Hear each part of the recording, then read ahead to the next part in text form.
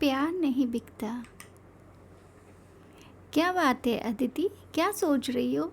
अमन ने जैसे ही अदिति को चाय का प्याला पकड़ाया तो अदिति अपने ख्यालों के संसार से वापस आ गई। अमन, एक बात बताओ कि जिस तरह माँ बाप को बेटों से प्यार होता है उस तरह बेटियों से क्यों नहीं होता? और अगर होता भी है तो उसे जता क्यों नहीं सकते? अमन ने चाय की चुस्की लेते हुए कहा कि तुम ऐसा क्यों सोचती हो? माँ बाप अपने दोनों बच्चों को एक जैसा प्यार करते हैं, पर बेटी शादी के बाद शायद वो अपना हक कम समझते हैं।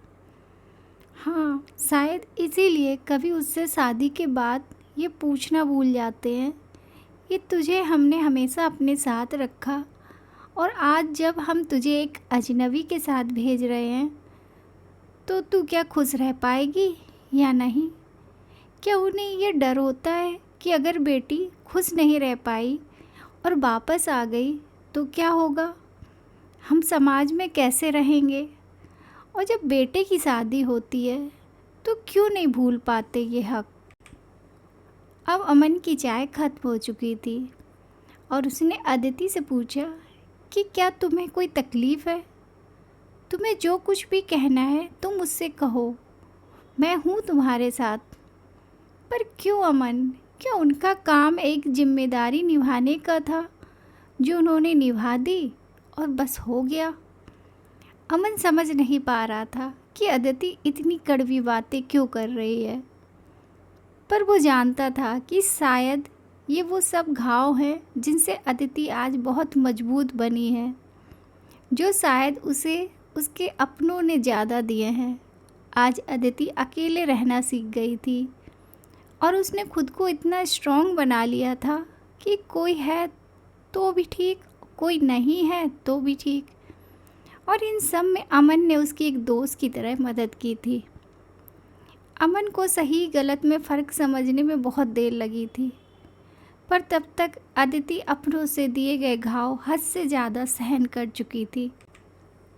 अमन ने जब उसको संभाला वो बिल्कुल टूट चुकी थी। जिसके साथ अच्छा करती गई उसने सिर्फ अपना फ़ायदा उठाया और उसे धोखा दिया। लोग दिखावे के लिए सब थे उसके पास, पर सच्चाई दिखावे की मोहताज नहीं होती। चेहरे से नकाब उतरने लगे थे लोगों के। कोई नहीं था उसके पास उसकी खुशी, उसका दर्द बांटने के लिए, ना ही दोस्त ना ही रिश्तेदार। अमन और अदिति कब पति पत्नी से अच्छे दोस्त बन चुके थे पता ही नहीं चला। और अमन खुश था कि अदिति सब कुछ भुलाकर खुद को आगे बढ़ाने की कोशिश कर रही है, लेकिन आज फिर अदिति कमज़ोर पड़ रही थी। अदिति, तुम्हें अपने पास्ट को भुलाकर आगे बढ़ना होगा। जिसने जो भी तुम्हारे साथ किया उससे तुमने कुछ ना कुछ ज़रूर सीखा है। कभी कभी चोट लगनी इसलिए भी ज़रूरी हो जाती है कि हम अपनी मजबूती को पहचान पाएं। पर जितना अमन अदिति को समझाने की कोशिश कर रहा था उतना ही अदिति कमज़ोर महसूस कर रही थी। आखिर में अमन को समझ आ गया कि अदिति को कुछ समय अकेले में बिताने की ज़रूरत है, तो उसने कहा कि अदिति, अभी तुम आराम कर लो, शाम को हम चलेंगे और मम्मी पापा से मिल भी आएंगे।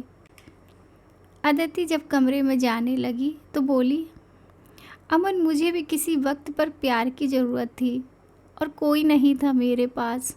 ये बात मैं कभी नहीं भूल सकती।